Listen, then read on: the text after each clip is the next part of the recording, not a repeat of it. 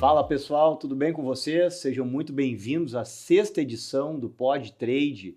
Esse podcast aqui que está cada edição melhor, mais completo, recebendo profissionais de mercado, debatendo ideias, trazendo para vocês tendências. Esse aqui é o lugar onde você encontra o que tem de mais atual no trade marketing. A gente consegue conectar a teoria com a prática, a gente traz cases, a gente traz reflexões, então é um projeto fantástico.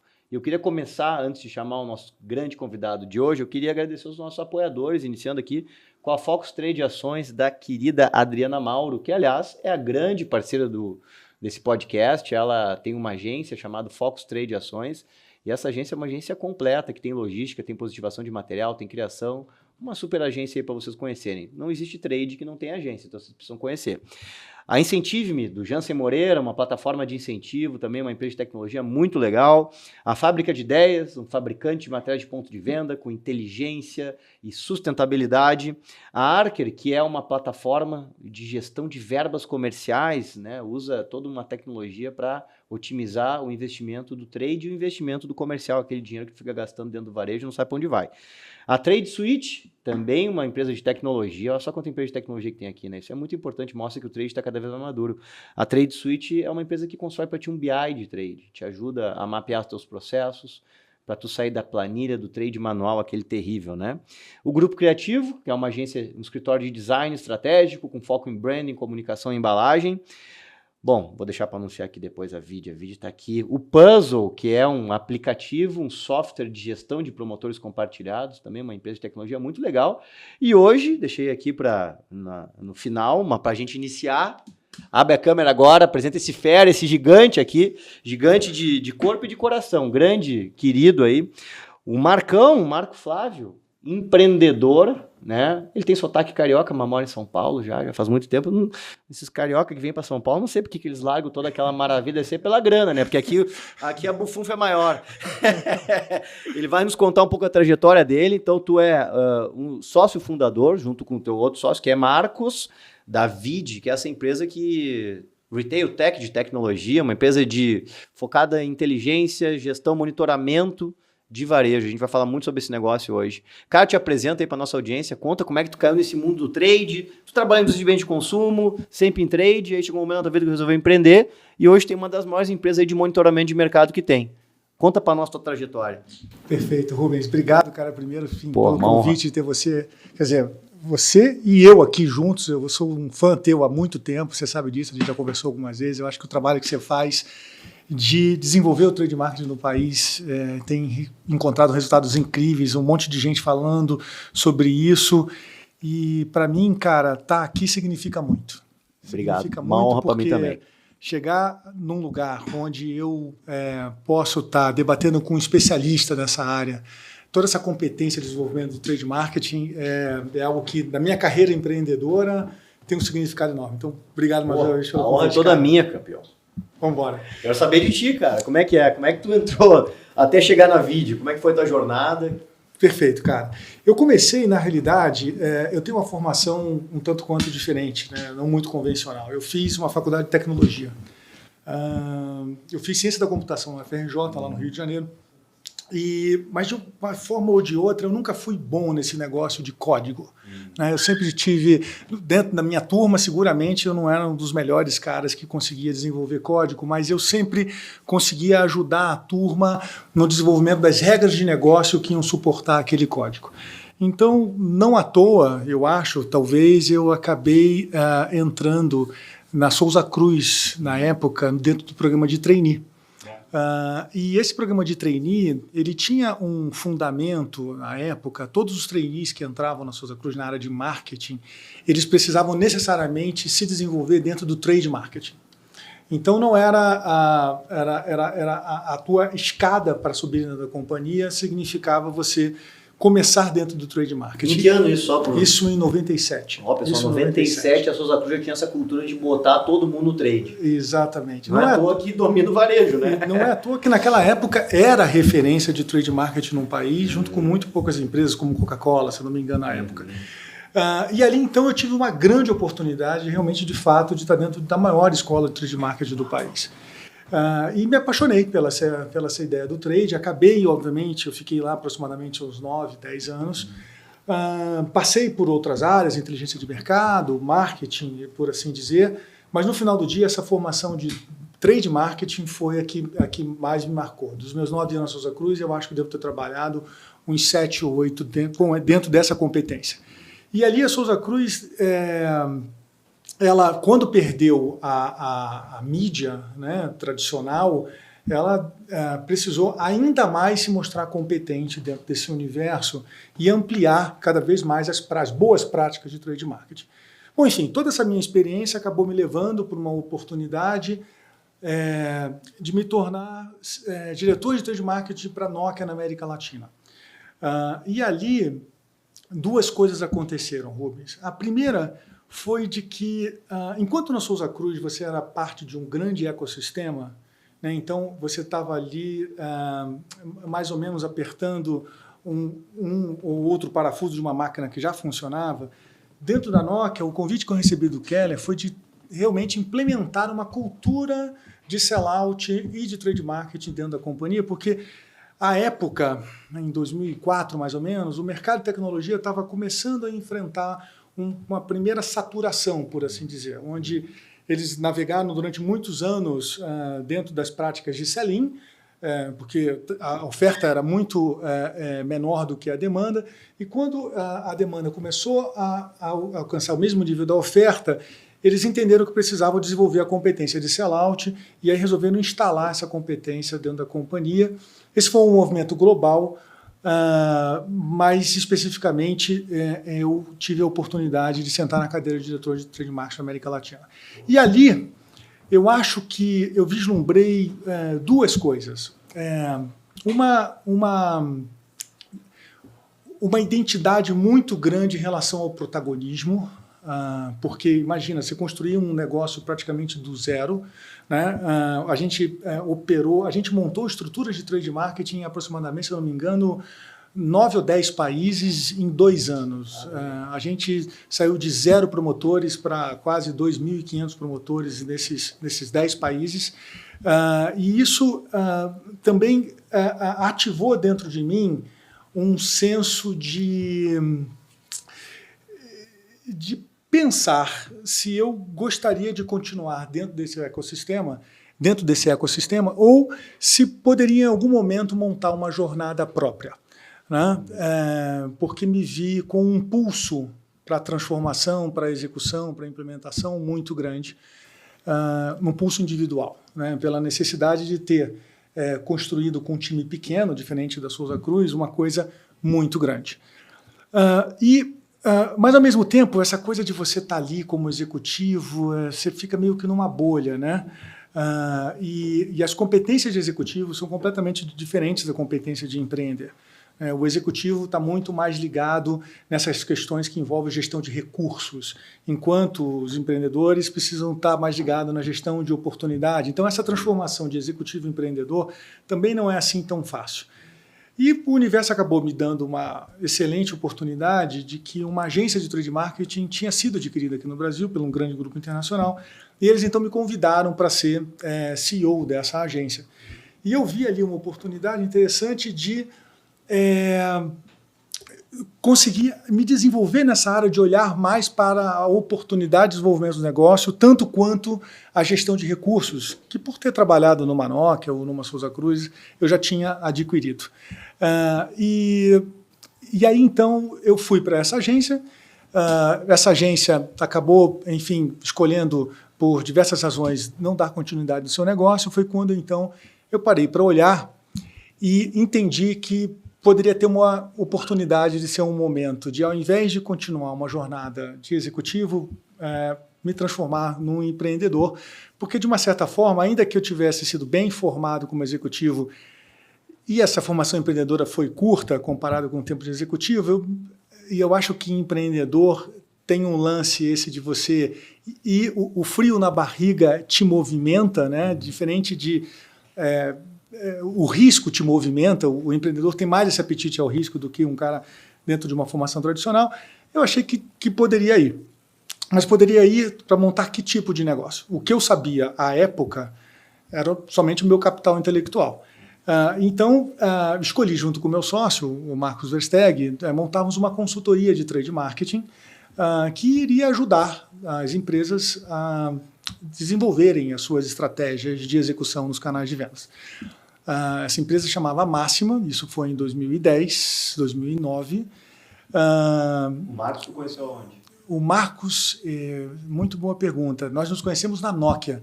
Ele era consultor de uma grande consultoria chamada Integration e eu os contratei para me ajudar nesse processo de expansão dos negócios para a América Latina.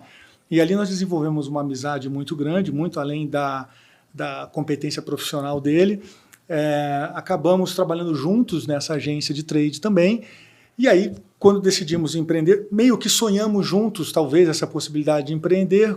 Quando apareceu a chance, a gente decidiu os dois irmos. Como é o nome da agência? Plano Trio. Plano Trio. Plano Trio.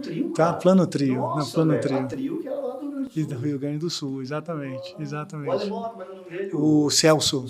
O Celso, que era o diretor de criação na época. Era a agência que eu olhava quando eu tinha Santana na moto, eu queria ser que nem ele. Eles eram gigantes. Muito, quando se juntaram com a Plano, né? Exato. Fez a Eles foram gigantes, de fato. Foi uma pena que esse negócio inteiro... Acabou que não... Faz parte da vida. Faz parte. Deixou um legado, os que importa. Sem dúvida nenhuma. Todo mundo lembra até hoje. Sem dúvida nenhuma, sem dúvida nenhuma. Que massa. Mas enfim, e aí, nessa história de empreender, nós montamos a Máxima, que na época era uma consultoria voltada para o desenvolvimento de estratégia de trade marketing, que era o que eu sabia falar a respeito. Só que ali eu identifiquei também uma diferença entre eu prender e empreender. Uma consultoria que estava muito ligada ao seu capital intelectual, estava mais para eu prender do que para empreender. Exato. Eu presa. Exato. Eu presa. Exato. E isso acho que não necessariamente é o encontro meu e do Versteg das nossas ambições assim, para esse tipo de carreira que a gente estava escolhendo. Sim. Até que a gente vislumbrou, enfim, a oportunidade de criar a VID, porque nós percebemos ao longo da nossa trajetória que a execução, a gente falava muito sobre a estratégia da execução dos canais de vendas, mas a gente não conseguia fazer corretamente o rastreamento do resultado dessa execução. A implantação, né? Então, aquilo tudo que eu estou falando, de fato está acontecendo na prática, e a gente então viu que, à época, as principais empresas que trabalhavam nesse segmento eram as grandes agências de pesquisa de mercado, globais, Nielsen, Ipsos, que tinham metodologias, entre outras, que poderiam fazer um tipo de medida, ou então agências menores que faziam especificamente projetos de cliente oculto, que é uma metodologia já conhecida, enfim, há muitos anos no mundo todo para avaliar a experiência de compra. E a gente viu ali uma oportunidade de, sendo executivos com experiência na área de trade marketing, como é que a gente aportaria esse conhecimento na construção de uma empresa que pudesse entregar com maior valor aos resultados de uma avaliação da execução das marcas nos canais de vendas. Então, daí surge a VID, né, que, na época, a gente sempre teve muita dificuldade de classificar. Ela é uma empresa, é uma consultoria, é uma empresa de pesquisa, o que é isso? Aí o mundo veio evoluindo e a gente entendeu que dentro desse novo mundo que está aí presente, Retail Tech é a palavra que melhor se encaixa dentro do que a gente ser, com o propósito de avaliar a execução das marcas e a experiência de compra e de serviço dos shoppers nos canais de vendas. Então, a gente meio que construiu a nossa trajetória tendo sempre como um fundamento técnico dessa competência de trade marketing, que foi basicamente onde eu e o Versteg construímos as nossas carreiras. Que interessante. Então, vocês fazem, a VID, ela atua monitorando se a estratégia está sendo corretamente implementada. Exato. Vocês não definem a estratégia para a marca, ela tem que ter uma estratégia ou uma intenção de estratégia. Exato. Até porque senão caracterizaria o conflito de interesse também, né? Onde eu vou averiguar aquilo que eu estou dizendo que tem que ser feito. Entendi. Então, a gente separa. Necessariamente, ele tem um gabarito de execução que ele quer, ou ele tem uma cultura de loja perfeita em que ele quer avaliar, enfim, se isso está acontecendo na prática. Como é que vocês conseguiram, assim, ocupar um espaço no mercado onde essa questão de auditoria muitas vezes é feita de forma, às vezes, não estruturada ou não bem organizada, às vezes usando o recurso do promotor que está lá na ponta ou do próprio vendedor, representante comercial que atende uma determinada marca, que é como as empresas tentam resolver esse pepino, né? Manda uma foto da execução para ver como é que tá. Como é que vocês conseguiram se diferenciar dessa solução, que é uma solução não organizada? Sim, perfeito. Eu acho que a gente conseguiu, na realidade, talvez trazer uma visão de especialista para o assunto. E quando eu falo especialista, um especialista que viveu a dor, né? Sentado na cadeira de executivo, sobre a necessidade dos entendimentos dos resultados de execução para o desenvolvimento dos negócios. Então, a gente estruturou, na realidade, o nosso propósito, nossos processos, à luz, nos apresentarmos como um especialista no assunto. Eu acho que essa é a primeira parte. A segunda parte, eu acho que a gente, à época, a maioria das empresas que prestavam esse tipo de serviço, elas prestavam dentro de uma chamada base sindicalizada. O que isso quer dizer? Acho que não vou ensinar a Padre Reza Missa, que a maioria das pessoas aqui entendem muito desse assunto, mas olha, eu vou auditar nesses lugares onde eu já estou presente. E aí o que eu coletar para 10, 15, 20, 30 indústrias, eu divido com todos vocês esses resultados e vocês me pagam uma parte disso. E a gente meio que transformou esse olhar de falar assim, não, eu não vou apenas auditar onde eu estou presente. Na realidade, a gente tem que estar presente onde você quer que eu esteja, né? Então, a gente meio que criou também uma capacidade, através do nosso modelo de negócio, que é diferenciado, que não usa de recursos próprios e sim de pesquisadores, né, de uma comunidade de crowdsourcing para coletar essa informação, que a gente pode falar mais sobre isso daqui a pouco, para a gente ir exatamente onde os nossos clientes querem que a gente vá para coletar aquela informação. Então, a gente conseguiu também dar mais, não só essa visão de especialista, mas dar também uma perspectiva mais válida, porque... Ora, eu quero saber onde está a minha execução nesses lugares aqui, e não onde você diz que eu tenho que estar, né? Porque eles são os donos dos negócios, eles estão fazendo negócios com seus parceiros e querem saber como é que está o andamento deles nesses lugares específicos, e não nos lugares onde eu determino que eles tenham que ir. Então, acho que essa é a segunda perspectiva. E a terceira perspectiva, eu acho que como a gente criou esse negócio do zero, a gente criou uma plataforma proprietária onde a gente aprende todos os dias com os nossos clientes e vai evoluindo junto com eles. A VID, há 15 anos atrás, definitivamente não é a VID de hoje. A VID, na realidade, ela hoje é a soma de muitos inputs que a gente recebeu e aprendizados que a gente teve com vários dos nossos clientes que trouxeram as suas dores, e a gente teve que adaptar o nosso modelo de negócio, adaptar o nosso sistema, adaptar a saída do nosso sistema para atender essas necessidades. Então, a gente, por termos tido a sorte de contarmos com grandes clientes e grandes parceiros ao longo desses anos, eu acho também que a gente foi... por ser um sistema proprietário, aprendendo com ele rapidamente, incorporando diversas boas práticas dentro da nossa modelagem para que isso seja percebido de maior valor. Então não foi uma coisa só, é um conjunto de coisas que nos ajudam hoje a nos diferenciar, talvez assim, do mercado. Como é que o pesquisador que está no campo operando o teu sistema, o teu sistema é proprietário, mas o pesquisador não é teu funcionário. Exato. Ele é um terceirizado, ele é um cara que, tipo um Uber, que ele entra por demanda. Como é que é o modelo e como é que tu garante a qualidade dessa coleta, já que ele não é um funcionário fixo, não é uma pessoa que, não sei se ela vai estar fazendo sempre isso, ela vive ou não vive disso. Como é que tu garante? Porque assim, o que eu entendo? Se uma empresa te contrata, é porque ela quer um especialista. E ela não está satisfeita com a equipe de mão de obra que ela tem hoje, que poderia estar coletando, e também não quer aquele outro exemplo que tu deu do instituto, que faz uma pesquisa mais generalista, onde ele divide entre vários aquela coleta que ele faz. Ela quer a vídeo. Então, como é que tu consegue entregar isso com a tua operação hoje? Legal, cara. Boa pergunta. A gente pode falar isso de um lugar de experiência, porque em algum momento a gente começou o nosso negócio entendendo, principalmente dentro dos projetos que envolvem auditoria. Deixa eu dar um passo atrás. Primeiro, deixa eu explicar como é que esse propósito se manifesta em produtos e serviços. Basicamente, existem duas metodologias que a gente entrega hoje para os nossos clientes. Uma que é a auditoria, em que ali a gente está olhando para a execução da loja perfeita. Né? Quais são os indicadores que você quer buscar que vão te dar a segurança que você implementou a tua estratégia de acordo na gôndola. Do outro lado, a gente tem a metodologia de cliente misterioso, que é você quer entender a forma como aquele staff ofereceu aquele produto, aquele serviço, executou um atendimento, como é que foi a tua experiência de compra, por assim dizer.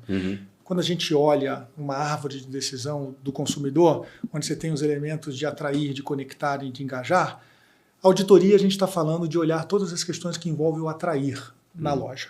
O engajar e o conectar são todas as coisas que fazem parte de projetos de cliente misterioso. Então, na auditoria é uma visita que a gente faz que ela não é anônima, e no cliente misterioso é uma visita que a gente faz em que o cara se passa de forma anônima, né, para trazer esses resultados. Então a gente começou, no início da vídeo, criando essa base para o desenvolvimento de programas de cliente misterioso. Então a gente aos poucos foi construindo essa base. E o que é o cliente misterioso? São pessoas comuns, normais, eu, você, qualquer um dos meninos aqui, que se disponibilizam um tempo para ir até um ponto de venda, trazer essa informação e ser remunerado por isso. Né? É um modelo em que ele é remunerado quase como se fosse uma renda extra. Né? E existem milhares de pessoas que têm tempo disponível para ir até um ponto de venda, executarem uma tarefa e trazer essa informação aqui. Quando a gente entendeu que, com o avanço da tecnologia, onde a gente criou o nosso aplicativo próprio, que a gente poderia imprimir um ritmo também no desenvolvimento da metodologia de auditoria, a gente, a princípio, pensou de forma tradicional. Né? Vamos trazer recursos próprios para fazer isso. E aí a gente, em algum momento, é muito complicado esse lance da velocidade e do crescimento quando você utiliza de recursos concentrados, né, por assim dizer. Você tem uma determinada velocidade de crescimento, de possibilidade de alcance. E aí a gente olhou e falou assim, mas espera aí, se a gente pivotar e trazer também para a auditoria esse mesmo modelo que a gente utiliza dentro do cliente misterioso, fazendo com que todas essas pessoas, então, possam participar de qualquer um dos projetos.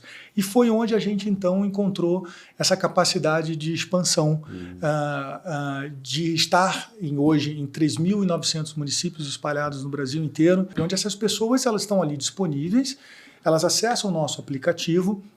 Então, elas têm um determinado perfil que as credenciam para participar ou mais daquele tipo de projeto ou de um outro tipo de projeto. Eles fazem uma certificação, um treinamento e uma certificação e vão a campo.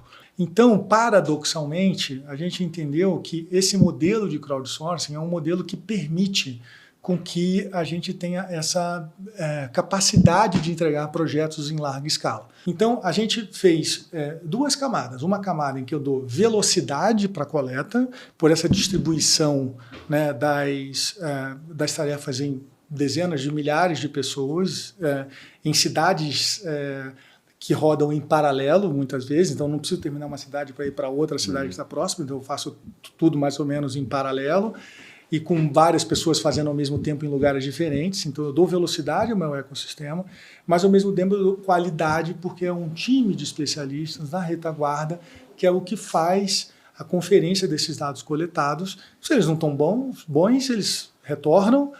Se eles estão bons, se são aprovados, eles seguem em frente. Então, é um modelo em que permitiu que a gente escalasse ao mesmo tempo que trouxesse a qualidade da informação que os nossos clientes desejam. Somos perfeitos? Longe disso, porque no final do dia é uma tarefa que está sendo realizada por um ser humano, né? Então, eventualmente, o ser humano lá esqueceu de tirar uma foto específica, eventualmente o ser humano aqui não identificou uma determinada variável, mas os acertos são infinitamente maiores do que os erros.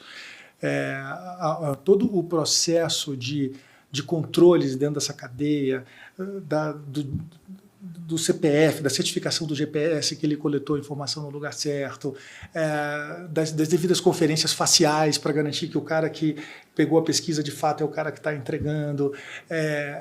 Então, a certificação de qualidade que distribuem eventualmente dados históricos que não...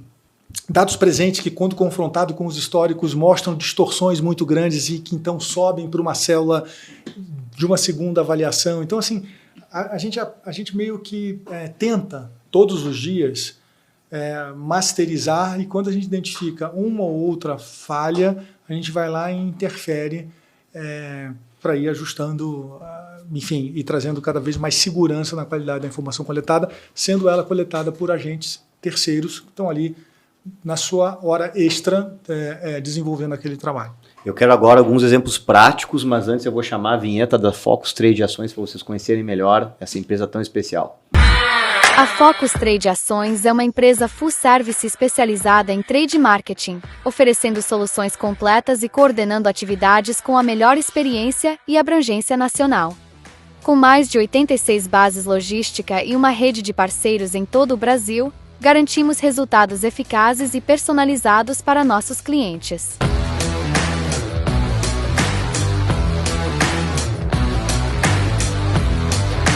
Oferecemos soluções personalizadas, otimizando operações e fortalecendo a presença de marca com ampla cobertura logística e execução eficiente.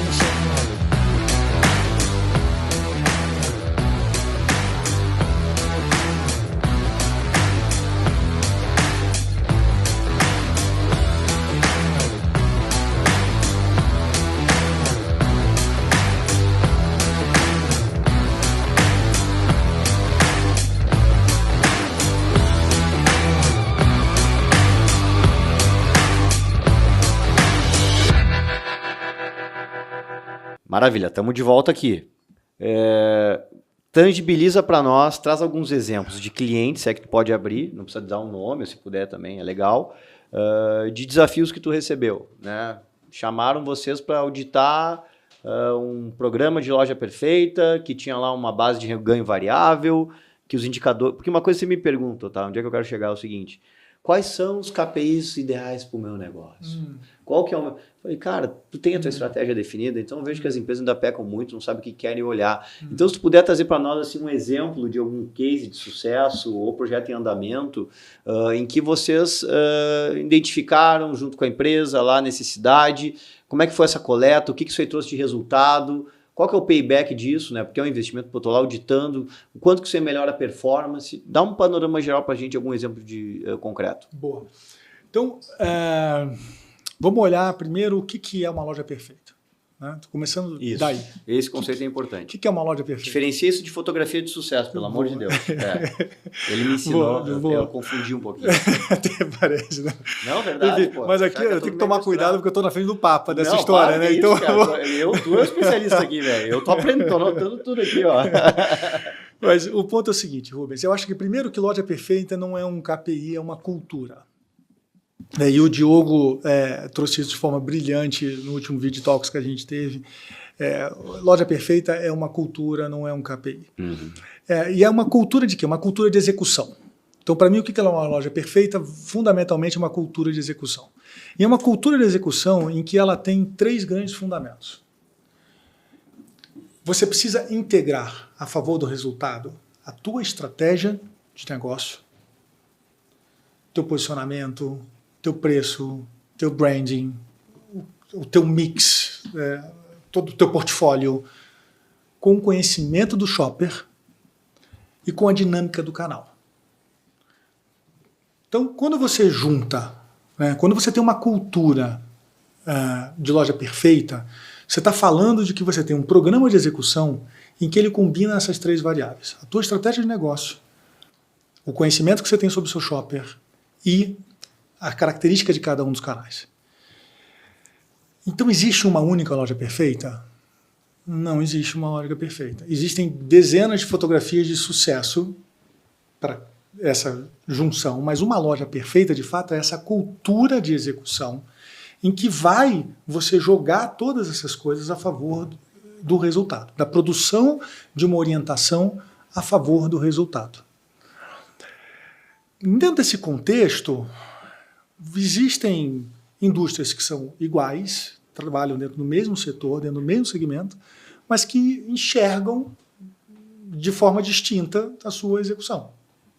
Umas entendem que nesse canal a estratégia tem que ser A, nesse canal a estratégia tem que ser B, e por consequência, o nosso papel lá é garantir que quando eu estiver no canal A, eu vá capturar a estratégia de negócio, da cultura de execução que eles precisam para esse canal e vice-versa para o outro canal. Então, não tem certo, errado, melhor ou pior. Eu concordo super com você que não dá para você sentar aqui e dar uma receita do bolo. Olha, você precisa medir isso aqui desse jeito, A, B, C ou D, de forma genérica, porque a gente tem que olhar esses três pilares, a gente, no caso, as indústrias, né, e ser determinístico. Olha, então, isso tudo junto significa que eu quero que a minha execução vá para esse lado. Então, em geral, o perfil das empresas que nos contratam são indústrias de consumo, que querem entender como é que está a execução dos seus canais de vendas, e que eles usam essa informação fundamentalmente para o desenvolvimento de pagamentos de remuneração por performance de diversos agentes dessa rede. Pode ser o próprio varejo, pode ser a própria equipe, pode ser o distribuidor. Então, o que traz ainda mais relevância vários stakeholders, né? E capacidade de movimentar o ponteiro da companhia. Eu, por exemplo, não recomendo que se faça, a não ser que você queira um diagnóstico específico, de fazer apenas uma tomada, né, de informações, mas os programas mais bem-sucedidos que a gente tem lá dentro, onde uma indústria estava numa pontuação A e chegou numa pontuação H, J, foi porque ela fez isso de forma consistente ao longo de um período e ela garantiu que os agentes responsáveis por essa execução eles estavam sendo remunerados de forma variável por esse resultado. Então, um dos fatores críticos de sucesso é consistência e garantir que mexa o bolso de alguém para que alguém faça isso de forma como parte da sua prática. Empresas que foram mal sucedidas são aquelas que fazem de forma irregular esse programa. E tem empresas que não tem nada disso, né? E tem, na realidade, uma enorme quantidade de empresas que não tem nada disso, porque no final do dia, as que fazem bebem na importância de ter o seu shopper como centro da estratégia dos seus negócios. O fundamento para alguém, se alguém ainda está discutindo ou debatendo o problema de distribuição, eu diria para você que é um problema mais básico, está no passo anterior. Então, ainda não está maduro o suficiente para desenvolver um programa de loja perfeita, porque as necessidades ainda são muito básicas. Mas aquelas indústrias que já passaram por esse momento e estão no lugar onde o shopper de fato faz a diferença na estratégia do negócio, é aquelas que hoje a gente... graças a Deus, tem chance de estar trabalhando junto. Então, hoje, bem nichado o teu negócio, né? Eu diria para você que é uma empresa que de fato entende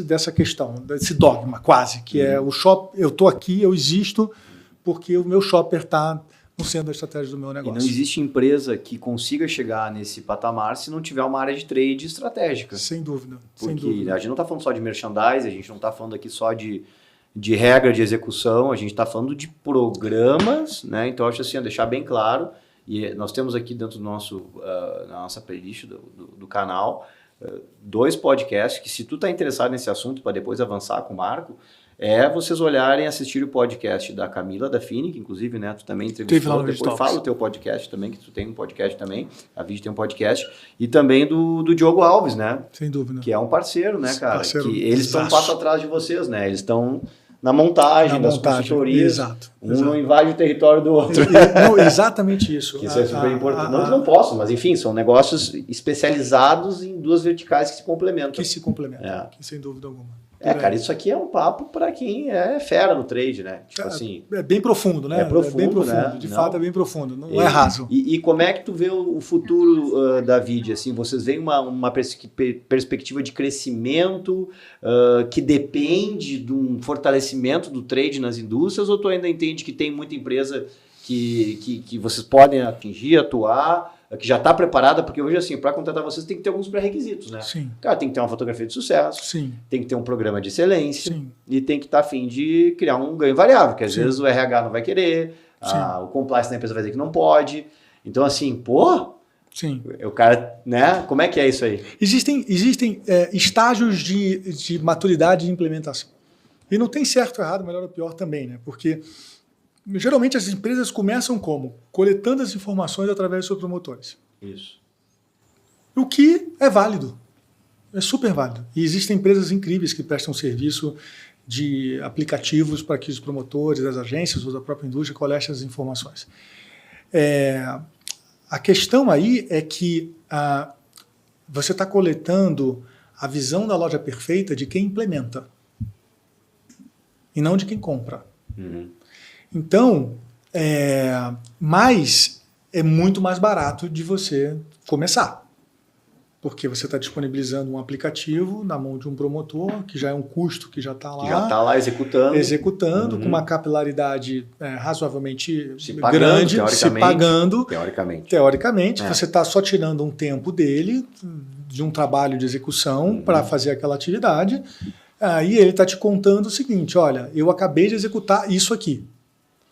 E se ele não tirou nota 10, tem alguma coisa errada, né? Com ele? É uma coisa errada, porque o cara está lá para dizer, olha só o que eu acabei de fazer. Né? E para algumas indústrias isso é suficiente, ou isso é o primeiro ponto, ou isso é válido. Mas talvez em algum momento, e de novo, eu reforço aqui esse entendimento mais amplo de você colocar o shopper na estratégia do seu negócio, você vai precisar de uma medida independente. Porque o que acaba acontecendo também, Rubens, e que eu vejo no mercado, é que as empresas sim têm esse monitoramento constante, o fazem através de seus próprios promotores e aplicam um programa de remuneração variável a partir dessa informação, que está completamente conflitada. É enviesada, né? Completamente conflitada. Impura. Completamente conflitada. Opa! Então, bem, hein? Peguei, só estou esperto. Estou esperto. Então, o que acaba acontecendo é isso. Eu acho que aí, e a gente tem algumas conversas, que a verdade liberta. Né? Tá tudo certo, porque não tem melhor ou pior. Não tem. Mas, cara, se tiver que fazer, faz bem feito. Não coloca um programa de remuneração atrelado à informação que está sendo coletada pelo teu promotor. Porque tem um viés aí. Você não está prezando pelos melhores princípios de governança corporativa por causa desse conflito de interesse. Mas tudo bem, faz parte do jogo, e ao contrário, eu acho que é uma super ponto de partida você começar daí. Mas se em algum momento, ou você quer ter a visão do shopper, e em paralelo trazer de fato uma governança de alto nível sobre a remuneração variável que você quer executar, você tem que trazer uma empresa independente para fazer isso. E por que a gente traz essa visão independente? Porque são esses caras que chegam lá de forma aleatória para capturar o que está na gôndola naquele momento, que é a visão do shopper. Eu me lembro que teve uma discussão que eu tive com um diretor, aliás, um cara incrível no mercado, em que o posicionamento dele numa reunião foi muito bacana. Por alguma razão, a gente foi fazer a apresentação de resultados e ele estava junto com todos os diretores dele próximo nessa reunião. E ao apresentar os resultados, um dos diretores foi questionar que a visita tinha sido realizada num horário que era tipo 6 da tarde, alguma coisa muito parecida com isso, e que por conta disso, a execução, o resultado não tinha sido bom. Estava bagunçado. Estava bagunçado e etc, ou estava faltando coisa, eu não me recordo, já fazem muitos anos. E a posição desse diretor, para mim, foi emblemática para mim. Ele olhou e falou assim, a loja estava aberta? Estava. O shopper estava lá naquele horário? Estava. Então o problema não está na gente ter coletado a informação às 6 da tarde. O problema está no nível de serviço que a gente está entregando para essa loja. Mas aí tem gente que quer olhar por um lado, tem gente que quer olhar para o outro. Claro. Né? Eventualmente o gestor estava querendo defender o dele, o diretor estava olhando e falando, não, cara, não é sobre isso, não é sobre defender o nosso, é sobre aquilo que precisa ser feito. Então essa visão do shopper, que é essa visão independente, ela chega para agregar e trazer aquilo que acontece na vida como ela é, e não aquilo que eventualmente o promotor acabou de executar. O que é super válido. De novo, eu reforço, a gente até tem capacidade, de uma certa forma ou de outra, de ajudar dentro dessas discussões, ou seja, os nossos grandes desafios, e aí eu te digo, você fala dos nossos desafios comerciais, e eu acho que você é uma grande contribuição nesse sentido, é esclarecer para as pessoas todas essas possibilidades, o que é de fato uma coisa e o que é de fato outra. Se a tomada de decisão acontecer com base nessa consciência, tá ótimo, tá tudo bem, não tem problema nenhum, mas esteja consciente do que é na prática. E aí toma a sua decisão. Então, acho que o nosso desenvolvimento é ter cada vez mais embaixadores, pessoas que sejam capazes de dialogar nesse nível e as pessoas realizarem mais sobre isso e falarem, tá bom. Então, ok, pode ser que não seja agora, pode ser que seja daqui a pouco, mas eu vou também estar com isso na minha cabeça, no meu processo de tomada de decisão sobre o que fazer. Sensacional, que papo interessante, cara. Olha, que aulão, hein? Eu quero saber o seguinte, para conversar com a Vidi, como é que é?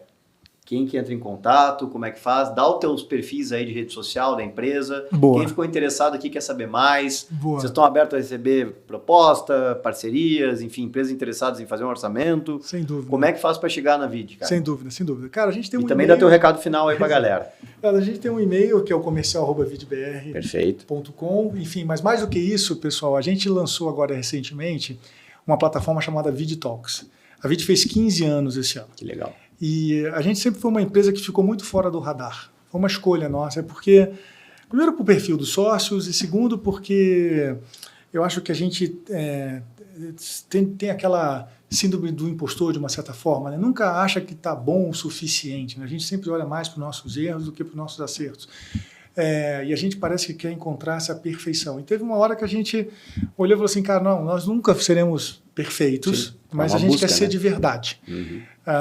E esse ser de verdade significa se expor mais, né? Dizendo, olha, isso aqui eu faço bem, isso aqui eu não faço bem, isso aqui me ajuda a fazer melhor. Então, dentro desse processo de exposição, também eu queria convidar a todos a assistirem alguns episódios lá do Vidi Talks, que é uma plataforma de conteúdo, a semelhança do que o Rubens faz aqui com o Pod Trade, mas ali a gente fala um pouco mais sobre todos esses assuntos, mas não da ótica da Vidi. Aliás, é a primeira vez que eu faço uma entrevista com alguém. Olha aí, tinha que começar um dia, né? Eu estou mais lá no papel de entrevistador das pessoas que têm o que dizer sobre isso, que sabem provavelmente muito mais do que eu, e sempre fica um papo bacana. Enfim, eu sugiro muito que vocês nos assistam por lá também para conhecerem mais sobre esse negócio de execução de loja perfeita e outros assuntos. Mas então, basicamente é isso. Nosso LinkedIn, M. Flávio Cardoso, a gente também tem lá a Patrícia Reis, que é a nossa diretora comercial, nossa sócia, o Klaus Sage, enfim, tem uma turma, todos podem achar no LinkedIn, uma turma que a gente está mais do que à disposição para receber vocês. Sensacional, querido. Que baita aula. Obrigado. Obrigado, Rubens. Tá convidado para voltar, tá? Vambora, vai estar com a cara. gente na Academia Experience agora em janeiro. É verdade. 2026, coisa boa. E, pessoal, agradecer aí a audiência de vocês. Vou deixar aqui minhas redes sociais para vocês me seguirem, também se inscreverem no canal. É realmente um prazer, uma honra para mim estar recebendo, enfim, profissionais como o Marcão aí, que é um grande conhecedor. E acabei de descobrir que a gente tem, né, várias coisas em comum no passado e assim como ele, eu sou um apaixonado pelo trade e eu acho que quanto mais gente tiver aí com esse desejo de fazer o trade crescer, melhor vai ser para todo mundo. Tá bom, pessoal? Então fica aí o convite. Até a próxima. Um grande abraço. Valeu, turma. Até mais.